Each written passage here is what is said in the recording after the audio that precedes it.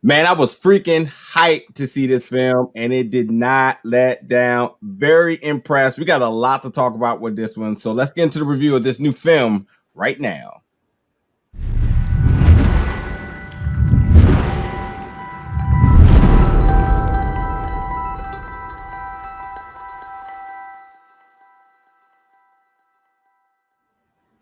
What's up, everybody? It's Najir alongside of Zero, and today we're going to be reviewing the film The Djinn. The D is silent, folks, which is coming to theaters and on demand May 14th. Now, today we're diving into this film called The Djinn. It's about a young boy who is mute, and he's trapped inside his own home with this sinister, mythical ghost kind of creature. And we have to figure out whether or not he's going to live until the next day. That's right. Yeah, he has to do it for 1 hour in order for the reason why he even summoned this thing in the first place, in order for that to be successful. But I gotta start off by saying that I was super hyped to see this film. I remember when I knew that I heard it was getting ready to be released, and I did a little bit of homework on it. And the first thing I did was hit you. I was like, I think you're really gonna love this. You were just like, heck yeah, can't wait to check it out, et cetera, et cetera, et cetera. Now, I want to bring this full circle for everybody here. Now, this is from the writer and director David Charbonier and Justin Powell, who both are writers and directors of another film that is checked out, The Boy Behind the Door. Now, this film hit the independent circuit very limited, like right in the midst of the pandemic. And I've been waiting to see where that film will end up landing, and it just got recently acquired by Shudder. Now, after all the hype with that film, right? And I realized that I didn't even, I guess it must have slipped my mind, but I didn't realize that they were both involved with this film. The biggest thing that I take away after seeing the two of these films, which I both love, like right now, like without thinking really hard, probably two of my favorite horror films within the last few years. The way and their style of writing, which I love, is good. But I super ultimately love how they place young actors to succeed, because The Boy Behind the Door, the little boy, is fantastic. And in this film, Ezra Dewey, who plays the kid Dylan, the mute boy, fantastic job. He absolutely carries this film, and I was mind blown by his performance. So I got to give it to the writer and director David and Justin for positioning him in order to do so. And this is not a given. It's not a given at all. We've seen films with young actors, Last Airbender, which does a horrible job, and you're just like, that is, you almost feel bad for the little kid, where you're just like, I can't believe like they would even allow that to happen. But like Ezra in this film, he does a good job. So definitely keep an eye out for The Boy Behind the Door, which again Shudder just recently acquired, which is another good film that you will enjoy. But The Djinn, this is a fantastic film, and I really, really liked it. Mm-hmm. As soon as you sent me the blurb for this one, I was immediately interested, because if you watch Najir and I review horror movies, you know that we like to talk about sound design. Yeah. So when I found out that the lead in this movie was going to be a mute boy, I knew off the bat they were going to play with that in a way that would, make our antennas go up with this very interesting sound design, because you really have to rely on things other than dialogue. And as you mentioned before, this young actor is killing it. I mean, it's one thing to get a script and nail the lines, especially if you're young, you don't have as much experience, it is what it is. But to take away the dialogue and still do an excellent job in the way that he did with his acting, his facial expressions, the fear in him, really killed it. And then on top of that, the sound design that really kind of puts you in the shoes of a mute boy, panicking and distressed. And although he can't make noise, well, he can make noise, but although he can't speak, these terrifying noises that come from places other than himself, the emphasis is really there. So I knew it. I knew it. I mean, you hit on my point that I say every single time I review a horror film, and that's what makes a good horror film is when the viewers can connect with the antagonist. And God, did I like this journey that this little boy goes on. I was right there with him. I feared for him, but at the same time, I cheered for him because he was far from hopeless or helpless. He held his own down, but like he did. Considering his already medical conditions that he had, which some of those I actually share with him, so like I feel him on that note. But then wait, hold on, are you an asthmatic too? I am. High five. So like, considering he has to already deal with that, considering that he's in this apartment that he has to essentially survive this demonic presence for an hour in order, and then on top of that too, it's the whole innocence of like what led him to even summon this demonic presence. Is like I feel for him because this story draws very eerie similarities to the story Pinocchio. Like this is the complete opposite circle of the story Pinocchio, but they definitely meet in the middle with the same premise. But like when you consider what he had to do in order to summon this demonic presence, in order to gain his wish and whatnot, and then dealing with some of the past trauma that we kind of find out about it as well. And then ultimately the surrounding of them being in this new apartment and finding out that there's a little bit of a backstory to it. And like little boy, I was like, man, what more could he get in this film? Like it just kept piling on and on and on. And not to mention, I gotta say, like the first 20 minutes of this film, like he's completely innocent. He's home alone, and I'm definitely going to make sure I be very clear spoilers for you. But like he's left home alone, and his dad goes off to work his night job, and much like any of us on our first time being home alone, we get into our parents' stuff, and he ends up finding this old relic, which is the Djinn, and he decides that like he's struggling with something in his life. And of him being mute, and he's like, hey, I wish I could have my voice back. Yeah, I do not feel for a kid like that. You're like, all right, yeah, he's struggling with that, and that's the first thing he thinks about in order to like bring some normalcy to his life.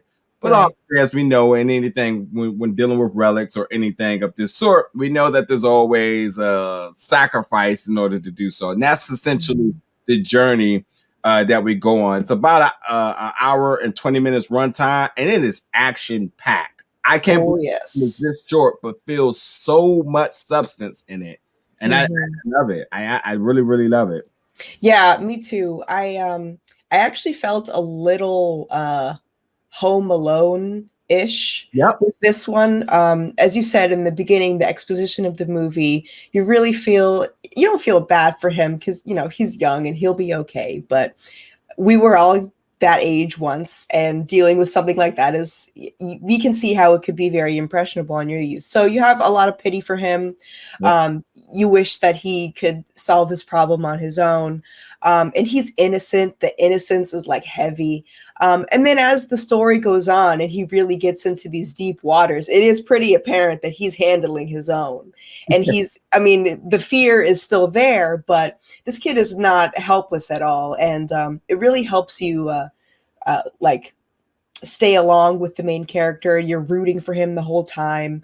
And he's creative in the way that he will survive and fight back. And yeah, this is the way that I would have wanted my Home Alone story to go. Oh, okay, sure, you're right. a little more dramatic. I know a lot of people will sit there and say Home Alone is a horror movie, which I am not arguing with. But this is the one for you, then. Yeah. I mean, like at times, like again, the first 20 minutes is really just really setting the tone. But like after that, all the fun and games are all over. The sound mixing really comes into play because, much like you said, when first time you ever home alone or just home alone now, you start hearing sounds that you never really noticed in the first place. And those are heightened. And then the horror gets introduced. And then again, the little kid who essentially prayed to have his voice back and instead, because he's a mute, he had to use sign language. And like, that's when I knew things were about to get crazy. Cause I was like, most of the time when people pray, they either close their eyes and put their hands together and it is what it is. But the fact that he's doing gestures, and I was like, yo, this looks like some ninjutsu. And I'm like, something bad is about to get summoned. And it goes down from there. And I have to say this, that the very first time when we see the monster appearance, holy hell. Holy hell. The sound, the design, the costume makeup, all of that, the duration of the film, because there's multiple appearances of it. Right. Not a spoiler, but there's multiple appearances because it's the whole mystique of it, and then there's the full blown exposure. Oh, it's also good. Oh, really, really, really also good. Like no exaggeration here. Like sometimes I'm like impressed by monster designs. This one I was just kind of blown away because it was so sinister in a sort of simplistic way, but Yeah. it did its job. Like soon as I saw it, I was like, It did do its job. I was really excited to see a movie about a djinn. For those who don't know, a djinn is a spiritual creature. I think it has Arabic roots. It's basically like a genie. I'll give you this, but be careful with your wording, pretty much. And the scary part about jinns is that you never really know what they could look like. yep, And this movie really tapped into that. yep, It could be anyone. It could be your mom. It could be your dad. It could be your dog. It could be the chicken crossing the street. yep. But it's toying with you in that way. And another thing that I thought while watching this film was I usually am hesitant with possession and paranormal movies. Just because I know if I step into a space and there is a really, really old demonic looking relic, I'm gonna leave it alone. We all know that. So that's the reason why I tend to stay away from these movies, but I didn't feel that at all here. Yeah. I really just felt desperation for the character. Usually it's just, you throw and they say, ooh, what's this? Open the book, and then it hits the fan. Classic. But there's a sense of desperation behind this. And so I didn't feel that. Why would you do that? Why would you open that big old dusty book? Because there's a reason behind it. And also he's a child and you can understand the desperation and also the naivety, and they meet together in a way where it's not like, this is ridiculous. Why would he do that? You really do understand it. And this definitely flipped my switch a little bit for the way that I view paranormal movies. So I would suggest this one for anyone who feels like me. Yeah, you're entirely right. And you hit a lot of the points I was just going to make towards the end of this review. Is that it is based on Islamic and Arabian mythology, and you did, like as you said, it can possess anybody, humans, animals, whatever it may be, and they are typically you really can't distinguish if they are good or bad, and they explore all of that here. And not to mention, whenever you're talking about anything in terms of mythology, I thought this film did an excellent job in explaining to anybody, in even lamest terms, how does this come about, the ramifications of it, and obviously the cause and effect of faction in it too. And like, by no means in this entire film are you left wondering like why or how. Everything is completely fleshed out, and you just end up going on a very cinematic and climactic film. It goes all the way. And I have to say, towards the end, I was a little bit emotional until the very, very end was like, nah, bro, we got something for you real quick. So overall, I just loved the ride. This was a good film, and like, man, I don't know, I might be watching this again very soon because I really, really, really liked it. Yeah, this was a good one. And I also would say this is a really good like exposition beginner horror. It's scary, but it's it comes full circle and it's relatable, and you have that message that comes all the way around to the end. But a little spookier, it had a couple jump scares every once in a while, which kept you on your toes for sure, despite the suspense. But I think everyone should watch this one. I think everyone will have a good time once it lands on Shudder.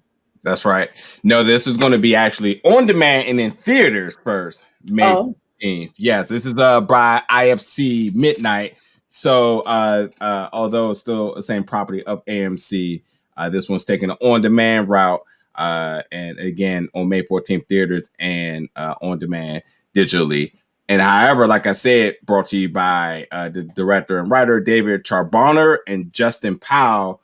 Their other film that they've done, they put out 2 bangers here. The Boy Behind the Door is going to be released on Shudder at some point. Fantastic. So like, much like Zero said, like these are two very good introductory sort of films into like the horror genre. Very simplistic, but also very action packed. And again, I think me just completely putting them over right now. I'm a huge fan of their writing and being able to position kids into very successful roles. And like these scripts by no means are flimsy. They're very, very packed in both of them. And I see a lot of parallels between the two of these films. And I can't wait to see what's next. So definitely check this out. The Djinn, the D is silent, so not the Djinn, but the Djinn. Again, coming on demand in theaters May 14th. As always, whenever you do, drop back in the comments. Let us know your thoughts of this film. And obviously stay tuned because we got plenty more movie reviews and so on coming soon. So thank you so much for watching, folks, and we'll all catch you then.